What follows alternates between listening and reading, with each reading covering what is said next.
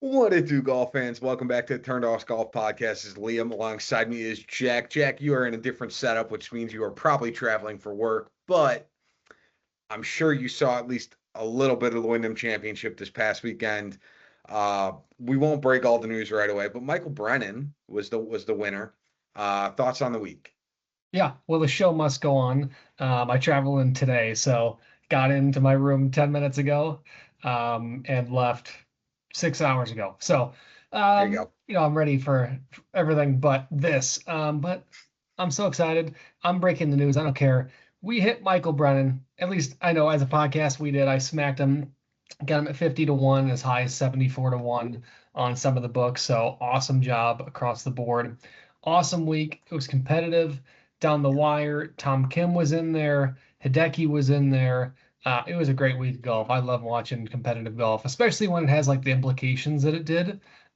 Watching um, Bo Hostler try to, I mean, he needed a win and Yeah. finishing second and was awesome. Ben Clavin on James the cut needing, line. Going the cut line. Ben James needing a win coming up right there. So it was cool. Yeah, I agree. It was a fun. I, I don't know if it's because of just I think it is those playoff implications, but the Wyndham is always one of those events where the extra stakes make me feel so much more invested. I'm like, oh, I want to keep tabs on so and so and so and so and so and so because if they don't get top 70, then they have to, fight their way through everything else. And so I think it's just that like extra stakes at the end of the week that I'm like, yeah, I really like this golf tournament. And I think it could just be that, but still, you know, makes it fun. Some low price guys we were all over. Brant Snedeker, T61, nothing crazy, but like he made a cut, and I think he was about 6,400 last week, so you're pretty content with that. Ben Coles, T29, Chandler Phillips, T22. Ben James was third, and then Michael Brennan was obviously first. Some of our misses: Ben Griffin, Ryan Gerard, Blades Brown. Can't believe it. Don't forget Kevin Yu by me. Oh, I Kevin said, Yu, sorry, yes, who watch for the finished what kid. fourth? Yep. So there was definitely some highlights we had throughout there. How did I not have Kevin Yu in that? Whatever. Anyways, DraftKings and FanDuel, how'd your lineups do last week? Unless It you was have any weird. other thoughts. I don't know. We'll cruise through it because I want to get to my winners pick. But we Okay. did win money in both DraftKings and FanDuel. It was a really weird week. Yeah. A lot of guys did not, especially, I mean, outside of the, top five guys that won, but a lot of guys had missed cuts, at least on my board. So in DraftKings, I had four guys inside the top 30, two in the top 10. And then FanDuel, I had three guys inside the top 30 and a win. So I had massive points there. So all across the board, good week for me. Yeah, I did notice. I kind of looked through, and there was a ton of action on Cam Young who missed the cut. I don't really think either of us had any of them, right? If I'm not missing anything there, or you had him as a winner's pick, sorry. But we did not. We had significantly less Cam Young action than everybody else in the world did. He That's for did sure. he did make the cut. He just finished like 60th. Oh, all right. Well, sure felt like a miscut based on how his weekend went. Um, I'm in the same boat though. I had DraftKings and FanDuel lineups were basically the same outside of my last guy. Hideki finished T7, Tom Kim finished T5, Aaron Rye finished T29, Ben Coles finished T29. I had Snedeker in FanDuel, he finished T61. I had Lee Hodges in DraftKings, he finished T72. My only miscut was Blades Brown in both setups. So I won good money. Like I'm with a couple top tens and a few other guys inside top 30. So it was a pretty standard ho hum week of a little bit of dough on both DraftKings and FanDuel. So, bets, how'd you do? Yeah, 2 and 2, or sorry, 2 and 3. Not a great week. Ben Griffin and Ryan Gerard missing the cut on my bets was not a good start to the week. And then Rio Hisasune misses his first cut. Come on. In like But 7 months. ridiculous. Ben James top 40 had him at plus 150, and then Ricky Castillo to make the cut down 0.67 units. It's gonna happen. I didn't even look. I assumed Cantlay was top 30. I know you had that He as a bet. withdrew. Oh, that's right. He withdrew. Who was that thing? I don't know. That's right. I forgot that's why you got rid of that bet. All right. Overall for my week, I had four bets. I had three wins and a loss. The only loss was Blades Brown over Keith Mitchell. Keith Mitchell, I think, was like top 30, even though he had zero metrics and mold for this course. He played great, good for him. But the wins were Hideki Matsuyama top 20 plus 125, Tom Kim over Sung Jae Im at minus 120. They both finished like top 15, which was ridiculous, but we'll take the win. And then Ben Cole's top 40 was plus money at plus 115. Overall for the week, up 2.23 units on the week. So I'm up 26.29 units on the year. So this is our high for the year right now as far as units I'm up. So I'm quite content being up almost 26 and a half units. So wild card, did yours? Did not. Jackson Okay. Koiven top 20 in round one did not get the putter going. Makes sense. I was the same boat. I had Blades Brown finished top 20 at plus 280. Again, miscut. So pretty rough. All right, let's talk about how great you are for picking Michael Brennan. That is, if you are new to the Turned Out Golf podcast, that is win number 10 on this calendar year, which is incredible. Again, for free. We just tell you guys some information that we're invested in, what we're gambling on, not gambling advice, just what we're doing. But 10 winners on the year, so we're cooking. But yeah, I had Michael Brennan 50-1, so I had 74, 78, somewhere around that range. But 50-1 for the kid, so I'm happy. No, you had a good week too. Yeah, all of a sudden I was sitting there, I was like, man, Michael Brennan won. And I was like, well, Jack had Michael Brennan. It's gonna be a good week then. I was on the other side of it. Again, I had guys in contention. I had Tom Kim, who finished T5, Hideki, who finished T7. Davis Thompson, I think, was like tied for the lead going into Sunday, or one shot or two shots off the lead on Sunday. He was top five. I think he shot +3 on Sunday to miss that. So I had guys up there, but again, Jack with the nice 50-1 win on Brennan there. It's one of those you'll never complain about at the end of the day. So with that, we are in playoff swing. Obviously, you guys are listening. You're clearly golf fanatics and you like playoffs. We do this every Monday. It's on YouTube. We got Spotify. We got TikTok. We got a Discord. We got a free website. You can follow along on any or all those. I'm going to attach them all in the description below. We post a ton of content, specifically on TikTok. We've got, basically highlights of the podcast if you can't watch the whole thing. Tag along. It just lets us know you support us at the end of the week, and that's really kind of all we can ask for. So that's that. Beyond that, FedEx St. Jude Championship, TPC Southwind. Par 70, totaling 7,280 yards. This event has changed formats a ton. It was a World Golf Classic tournament for a bit. It was the Northern Trust for a little bit. It was just the FedEx Championship for, I think, a year or two way back when. But it's always been at TPC Southwind. It's just been under different names. So if you're one of those course history guys, you want to look at the course itself, not the tournament, because the tournament has only been around for about 4 or 5 years, but the course has been around for 15 or so at least. The winning score here is going to be somewhere in the realm of 13 under to 19 under. So keep that in mind. It's not a ridiculous birdie fest. I think last year was 16 under that won it, so that's good to know. The cost of missing the fairway here is huge. It equates to about half a stroke. Playing out of the fairway is basically a necessity at the end of the week. So if you're going to play well, if you're going to play out of the short stuff. The other major factor this week is the ability to hit long approach shots. Nearly a third of all the approach shots this week are going to be from 200 yards or out. I think it was like 194 point something yards or more out. I'm rounding up. It just sounds better, but you get the gist. Like if you're hitting 195 versus a 200-yard shot, it's the same deal. So it's going to be vital to hit long approach shots. But beyond that, we are in playoffs. So top 50 at the end of the week are going to move on to the BMW Championship. That's right. I always mix up championships and classics. So that's just kind of something to keep in mind. There are going to be guys again fighting for that podium. I'm sure that we'll walk through and keep tabs on guys that are 49th and 50th. So yeah, one more thing to note is the weather forecast. We are going to see some days in the 90s. So just a heads up on that front. There you go. All right. Beyond that, Jack, we've got a couple guys above 10,000, 4 to be specific. We've got Scotty Scheffler, 13,500, Roy at 11,500, Tommy Fleetwood, 10,200, and Xander Schauffele at 10,000. Any thoughts on these four? Yeah, I'm gonna go bottom up. Xander Schauffele, coming back into form a little bit. You split basically Scottish and Genesis, where it looked like he switched irons. He didn't actually, but that's how it felt. His approach play was really, really struggling. He was just out of whack. Last two starts have been runner-up and 18th place, and he's found a little bit of the putter. He was losing upwards of 2 shots a tournament with the putter for that little bit of stretch, over 4 at Memorial when he finished 30th. So the approach play and the accuracy has never been the concern, at least from this year. It's been the putter. Gained almost 5 shots with the putter, or excuse me, on approach last week, which is or over 5 shots, which is really, really good. Gained over 5 off the tee as well. So you're putting himself into some really good spots to start the week, coming off a runner up. And of course, he's done really well at. He's got a bunch of top 25s in his career here.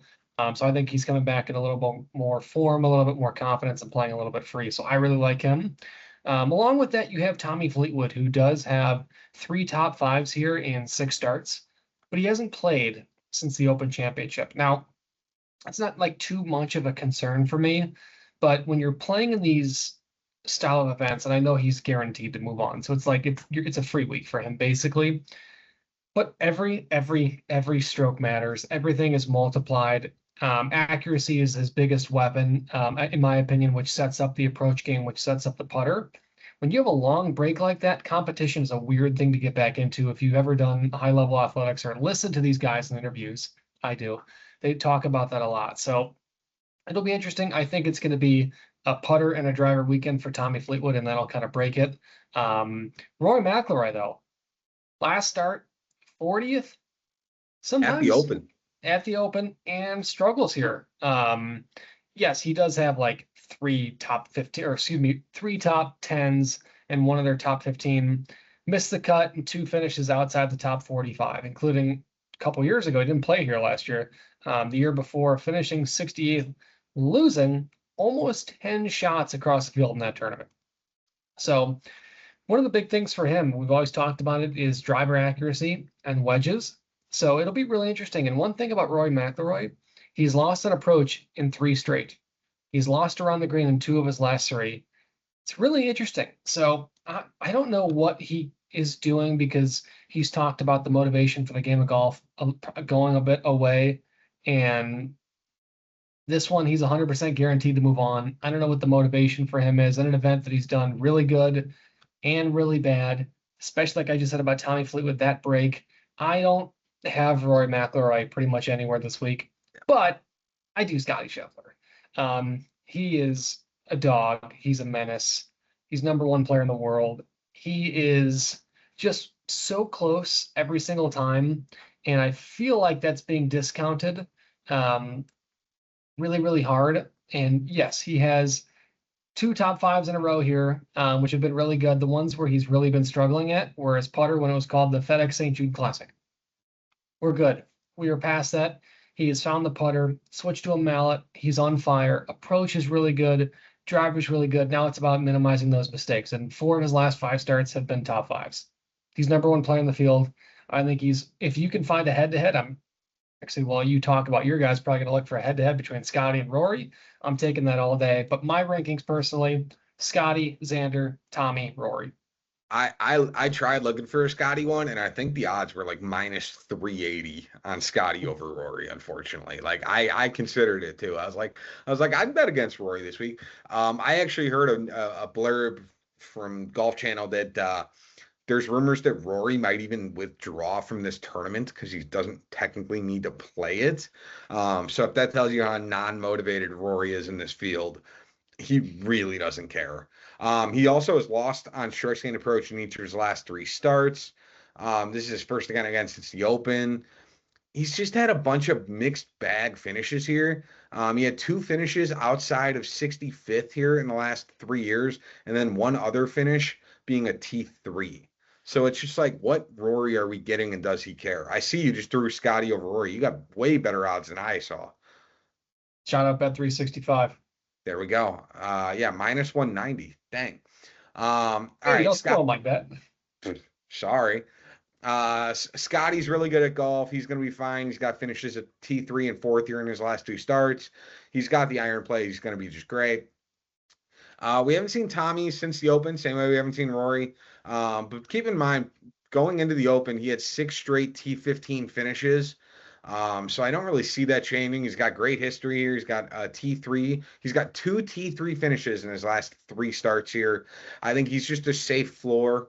You're going to get somewhere in the realm of third to 18th, which is a lot better than I think you can get as far as safety than a Xander or a Rory. So I would probably go Scotty, Tommy Fleetwood, Xander, Rory in that order. But all right, into the 9K range we go. Oh, just kicked me out. There we go. Matt Fitzpatrick at 9,900 to Hideki Matsuyama at 9,000. Yeah, well, I'm all about, and I know you are too, Hideki Matsuyama train. That's five straight top 15s in a row, including three straight top 10s. Driver accuracy, kill them, kill them for the meat of this year, and has really found that. He obviously won a couple years ago and has five consecutive top 20s here at this event alone. So comfortable course, game is firing on all cylinders, especially with the approach play and around the green, which has cost him a lot of times in some big events. Absolutely love Hideki Matsuyama this week. Ludwig Gobert did bounce back. Open Championship has had a very iffy year. A lot of it's come down to accuracy off the tee and the putter. Played here twice, 40th and 9th. If you're looking for a guy that does fit the mold, it is Ludwig Gobert. But I don't know that we've seen his best year, and I think I'm cooling it off for this week personally. But I will say I think a lot of people are across the golf world. So if you're in a high ticket market, this is actually a very reasonable price at 9,100 for OWGR top 20. Outside of that, Colin Morikawa might be my number one guy here. He has six starts here. All of them are under 26 finish, so he's been stellar here.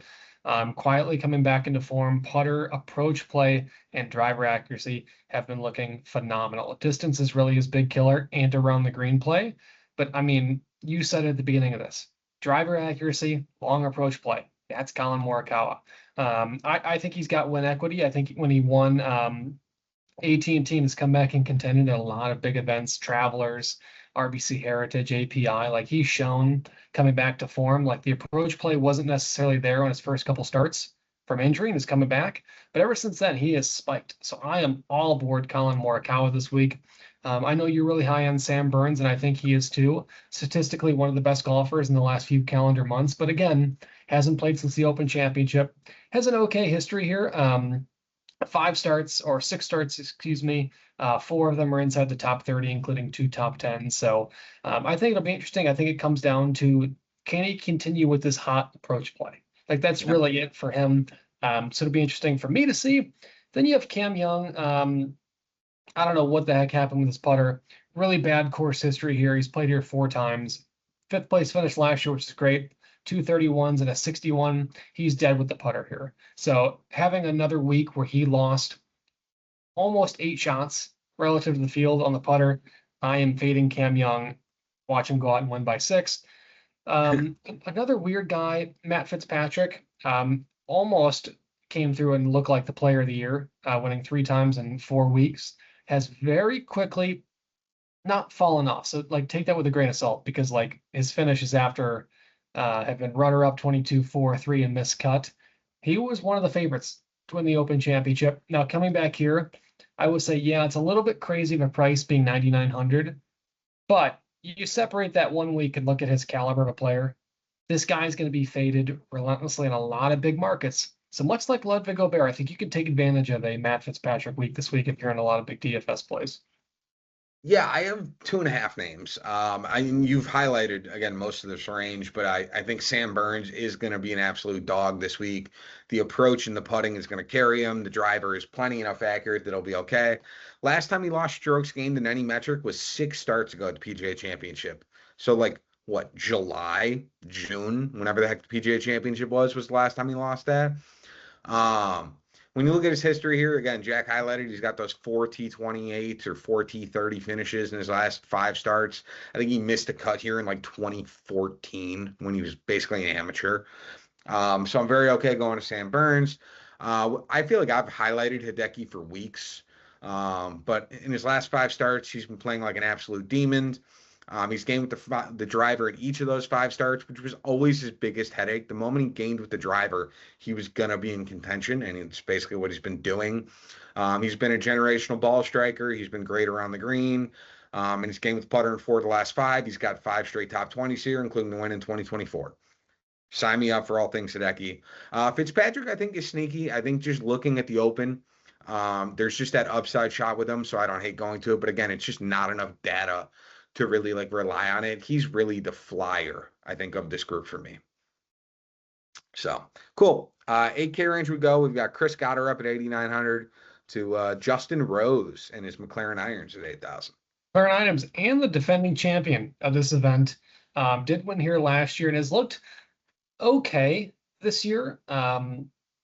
Obviously, he had those 2 missed cuts in a row when he switched over from the irons after winning. Crazy. Obviously, that was a turning point for him, but has come around. And now his weakness is the short game, which has really been a strong suit and a pillar of his for his entire career. And you look at the mold of him, it's been be very accurate, be incredible with the iron play, and then make the putts. And he has made a lot of putts, but he has really struggled around the green. His off the tee numbers are increasing a little bit, especially in the distance, losing on the accuracy, and the approach play is unfortunately decreasing as well. So I think he's one of the best players to ever grace the game of golf and is in top 15 of the OWGR. I think you're seeing the teeter-totter here. It's either going to be a top 20 finish, or I think you're going to see 50th, maybe 45th. So I'm not sure what to expect. So I'm fading a little bit. I'm a lot higher on Jackson Koiven, though. Jackson Koiven has been so, I wish I could bet Ben James. But Jackson Koiven has been so accurate. Look at his relative to the field accuracy in his last, just starting at the US Open and going into his professional career. Separate the John Deere Classic, where he had just come and try to fire 18 under in 2 rounds. I told you guys it's going to be a little struggle point. Super good off the tee, super accurate, super repetitive. Approach play is positive, around the green is positive, and it's just a little bit struggle with the putter. Do I think he's going to go out there and win like he did the 3M Open? I do not. I will say that right here. I do not think he has it. I think he has win equity, but I don't think he'll win. You click on every tipper board on Twitter right now, and they're going to say Jackson Koiven because it's what's getting people to bite. I do not think this is a Jackson Koiven week, but I think he has it in him. Now you're looking at accuracy, guys, right? Accuracy off the tee, accuracy and approach. Russell Henley fits that mold. Won a couple weeks ago, has had his ups and downs with this event. He's got 4 top 20s here and 3 miscuts.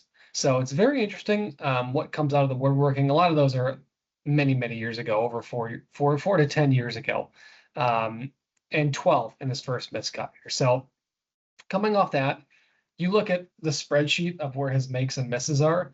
If you just separate like 30 yards and in on chipping, this guy would win every golf tournament. It really is. He's so accurate off the tee. Approach game is good. He sucks on distance, which is what kills him. I think he's going to have a good week. Another guy that's incredibly accurate is Siwoo Kim, one of the most accurate players on tour. And I think one of the big things for me, I would have faded him in this spot because his track record here is not great. He's got 2 top 20s, but he's performed in really big events this year. Really big. Like, he finished 6th in a major, 35th at the PGA, made the cut at the Masters. He's there. He's played. He's broken that. It's like not a curse, but that Siwoo Kim curse of big tournaments. It's what can you do with the putter? So I'm really interesting to see what happens from him. And then you have probably my favorite play. It's Patrick Cantlay. Has looked really good on approach play. Really good with the putter, which has killed him in a ton of events this year, and has looked fairly accurate off the tee. Obviously, FedEx Cup playoffs is his Masters for Tiger. He just dominates the playoffs. Runner up here, 12th, 19th in his last 3 starts here. Pretty much gained everywhere across the board on average, except for a hair around the green. I think he's peaking in the right time. 8th at the Rocket Classic. I think he took a week off to work on some things, really get cleaned up. I absolutely love Patrick Cantlay. Then you have Chris Goddard, who missed the cut wildly at the Rocket Classic. I mean, wildly. Losing 3 shots in 2 rounds with the putter, losing around the green and on approach. It was just horrific. I don't know what to expect from him because his game is built around smacking the ball and having a nasty, nasty approach game and a really solid putter.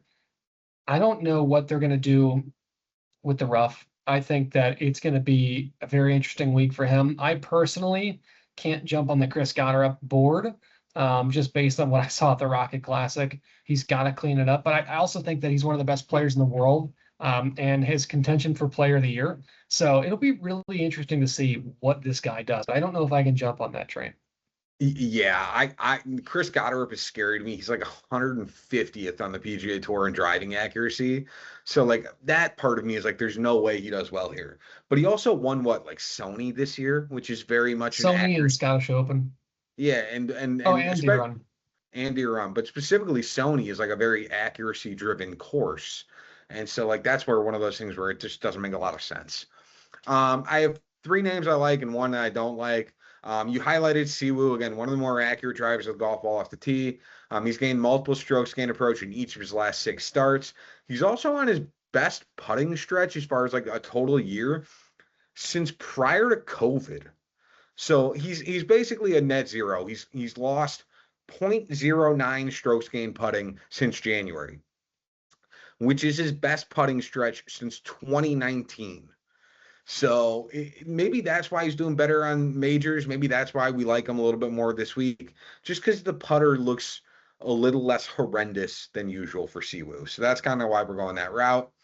One guy to avoid is Wyndham Clark. He's missed a cut in each of his last two starts quite badly when you kind of look at the data as well. Now he comes to a course where you need accuracy off the tee. He doesn't really have that, and a lot like Goddard up, he ranks about 120th in driving accuracy on the PGA Tour. He doesn't really have good finishes here either. He's got one top 30 finish in his four starts here. So Wyndham Clark just doesn't really seem to piece together here, so I would avoid him. Robert McIntyre, interesting play this week. His putter's been great each of his last five starts. He found form kind of going over to Europe, so you're hoping he kind of carries that over again this week. He's got good history here, or well, respectable history. He's got three straight top 38 finishes, including a seventh in 2024. So he's got the upside, which is all you're really looking for in this kind of range. And then I'm going to mention Justin Thomas. So back around the Masters, I'm pretty sure I've relentlessly trashed JT's ability to hit the driver. Since then, he's gained off the tee in 8 of his last 10 starts.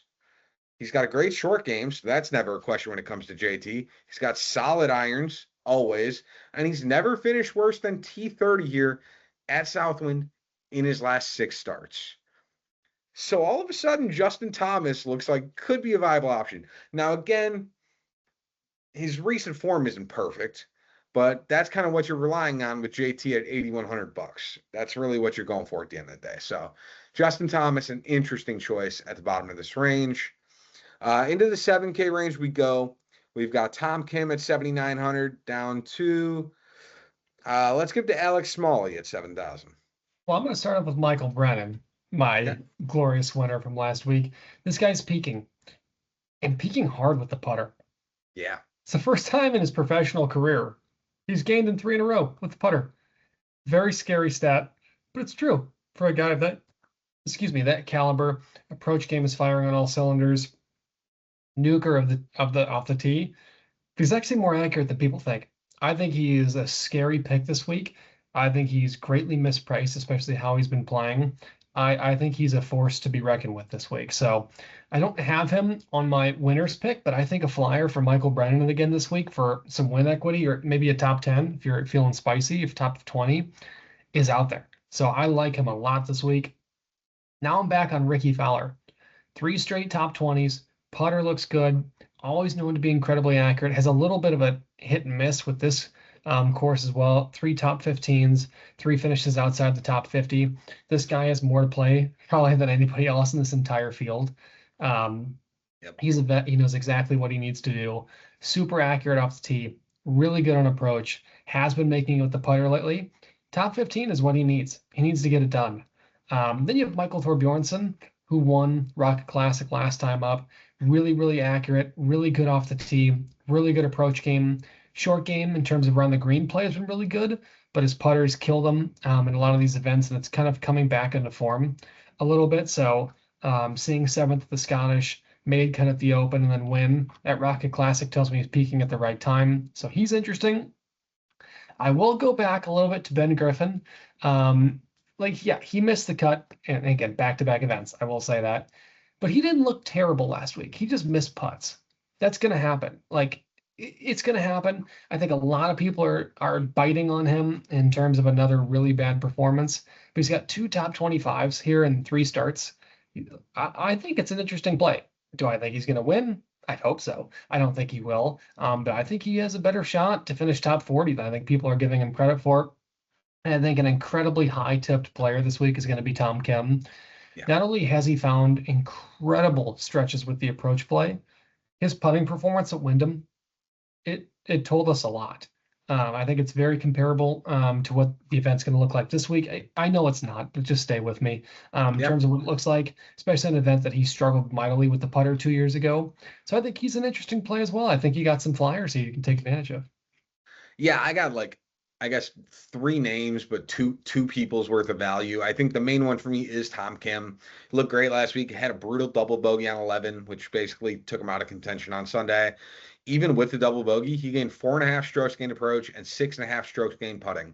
He missed one fairway all day Saturday and four on Sunday. So he's got the accuracy, he's got the approach, he's got the putting right now. Sounds like TPC Southwind. Sounds pretty good to me. He's got two top 25 finishes here as well in his three starts. So I'm very content with that. So I think he's a viable option. I'm going to mention JJ Spawn. He's very accurate. He's like top 35 on the PGA Tour in driving accuracy. The approach play is always good when it comes to Spawn. It's a putter question with him, like usual. So I think that's always going to be the thing. But if you want to sprinkle in Spawn, I get it. And then I don't hate Brennan either. Admittedly, I think that he's going to have some challenges this week. I did you see on 18 he got his mom like let him know he was going to the Masters. Is like Michael, did you see you're going to the Masters next year? And he like I wonder if he's going to struggle to kind of get back into golf zone now that he just won last week. So there is slight concerns on that one, but that's more of just a personal note, less about his golf game currently. But again, I I don't thought that was hate. one of the coolest things ever. I love seeing that. Oh, it was awesome. But again, in my brain, like if somebody just said, "Hey, by the way, Liam, you're going to go play the Masters next year." Oh, but also you have a golf tournament in 4 days. I'm going to be like, "What the hell? I can't think about that. I'm thinking about this instead. Like, I want to go play the Masters." So that's my only thought on Michael Brennan. But again, I don't hate it if you go to it because his form is great. So Keith Mitchell at 6,900 to Patrick Rogers at 6,000. Yeah, interesting one because I think there's a couple guys in here that can perform. One of the guys we'll talk about, Ricky Castillo, has made every single cut in 2026 except for the PGA Championship. So coming into it, approach plays looked good. Putters look good outside of last week. I think he's an interesting play. I think he's gaining a lot more confidence as he starts playing these big events. Won the Puerto Rico Open, and then has done enough to continue to be here. FedEx number 68, so I think he's just happy to be here, and he knows he needs to make a push to get to that top 50. These guys are going to need to contend. Corey Connors as well has played this event a ton. Not had a ton of success, a couple top 30s here and there, sixth place in 2023. Has had success with the putter in 5 straight. Corey Connors has gained with the putter in 5 straight. Off the tee is accurate. One of the best approach players this generation has seen. Has been like right there to put it together. Has a bunch of top 25s, top 30s in his last couple months of golf. So I think he's an interesting one. Again, these guys are not win equity. It's just taking advantage and hopefully having a really good round. But this guy has major win equity. It's Jordan Spieth. Um, Jordan Spieth, I'll always do. I'll always sneak him in my card and talk about him any chance we can. Of course. Really good putter week last week. Really good putter week. His best putter week since the RBC Heritage. So if that gives anything, he finished 19th after saucing one out of bounds in the first tee shot. I think if he cleans up his driver, the approach game unlocks, and then it's putter. It's like there's one thing kind of much like your golf game. You're either on here and off here, and then it flip-flops, and you're kind of bouncing around. Like the mental, like Jordan Spieth, is as competitive as they come. Yeah. And he, because of that, gets in his head as much as he does. And to bounce back after doing that and finish 19th says a lot. And he's one of the guys that needs to fight a ton for these points. He's 54, 57 in OWGR, 54 in FedEx. He's been taking advantage of these signature events, and he's got a year to prove himself because I do not want this to happen. But I think there is a very small chance that he gets put into that second category. I don't think it will happen, but if he's playing like he did from like Memorial to the Open, it's scary because that's an entire year of points. So I think he needs a push. He needs to get a ton of points under his belt. He's played this event a ton. It's what driver can he bring? To be fair, if I'm Jordan Spieth and I'm going down to the event, that's motivation for me. Like that might help him win because then he wins those 3 events or whatever. He comes right back up and he's fine. So I don't hate the idea of Spieth actually going down there and then doing really well and coming straight back up. I have two guys I like in this range. Alex Fitzpatrick, one of the better drivers of golf ball on the planet. He's got great accuracy on top of distance, gained nearly a full stroke on approach since playing full time with the PGA Tour. Now his putter's been a bit of a challenge. He's lost strokes gained putting in 5 starts, but it hasn't really stopped him. He's still got T7, T6, and fourth place finishes, while losing with the putter. So if it's the driving accuracy and the approach play that carries him this week, he could be a viable option. Um, I like another Jordan this week, Jordan Smith. He's top 30 in both driving distance and driving accuracy. He's also top 40 in approach. So again, really good. You question with him, the putter, of course. But he's gained with the putter in 4 of his last 5 starts and route to 5 straight top 40 finishes, which have all been in pretty good fields, including like a T20 at the Open. So he's played in tough events. I think Jordan Smith could be very interesting this week. He is fighting for everything at this point. I think he's like 68th in the FedEx standings. So he needs basically a win. But all right, with that, DraftKings and FanDuel, what are your lineups looking like this week? Yeah, DraftKings, Colin Morikawa, 9,300. Patrick Cantlay, 8,800. Russell Henley, 8,600. Jackson Coiven, 8,200. Ben Griffin, 7,700. And Michael Brennan, 7,400. And then FanDuel, I have Xander Schauffele, 12,100. Colin Morikawa, 11,400. Patrick Cantlay, 10,200. Ben Griffin, 9,200. Ricky Fowler, 8,600. And Corey Connors, 8,100. When I first saw Ricky in there, you just have it listed as Ricky. I thought it was Castillo for a minute. I was like, whoa, that's expensive for him. But then I remembered it was Fowler. I was like, oh, that tracks. All right, for my DraftKings and FanDuel, the lineups are very similar, but it's DraftKings is Tommy Fleetwood, Sam Burns, Hideki Matsuyama, Tom Kim, Alex Fitzpatrick, Jordan Smith. FanDuel is Hideki Matsuyama, Sam Burns, Matt Fitzpatrick, JJ Spawn, Alex Fitzpatrick, Jordan Smith. So probably same, 4 names kind of scattered throughout there. Bets, I see you got 4. What are we working with this 4 week? bets. And Liam already spoiled my big one. Scotty Sorry. over Rory minus 190. That's on Bet 365 as of 10:03 p.m. Eastern Standard Time. Godspeed to anyone that bets that at minus 300. I have Patrick Cantlay top 25 in ties. That's Bet 365 as well at minus 120. I have Colin Morikawa top 22 in ties at minus 120. Also Bet 365 sponsors, honestly. And I have Scotty Scheffler top 10 at minus 170. I'd like to see him get a win, but I'm just betting. I'm going to get a free like 0.67 units or whatever it is on a guy to finish top 10, which he's done pretty much every week. Yeah. I get you. I'm in the same boat. I had 4 bets this week. I'm going to be honest, guys. When you look through the betting markets this week, they're not that good. With 70 guys, the market's very on it right now. You're kind of scrounging around for markets to beat the bigwigs, and it's not that easy to do it. But my 4 guys, Sam Burns to finish top 20 is minus 125. Hideki Matsuyama top 20 is minus 135. Robert McIntyre over Wyndham Clark is minus 110. And then Rory McIlroy to finish 15th or worse is minus 120. Those last 2 are also, again, on Bet 365. So overall, it's not a crazy week where you're going to get a bunch of value. You just kind of have to find your little pockets and try and make a little bit of money here and there at the end of the week. So wild card, I like yours. Yeah, Jackson Coiven top 10 plus 350. Accuracy game. If he can find the putter, I think he has a chance to contend in this event. It is a big, big, big stretch for him, but at plus 350 for a guy that's won, has contended, is just growing with confidence each and every time he steps up. I think he has the mentality, and I think he knows he needs to start firing because I think he's literally number 70. So I think he knows he needs to start gunning for it, and I think he has it in him. So spectacular. There we go. My wild card is Tom Kim to finish top 10 at plus 300. Again, we talked about him a lot, but I think he could very easily sneak a leaderboard in this type of an event. So, winners, you got your five guys? Yep, I have Scotty Scheffler plus 550.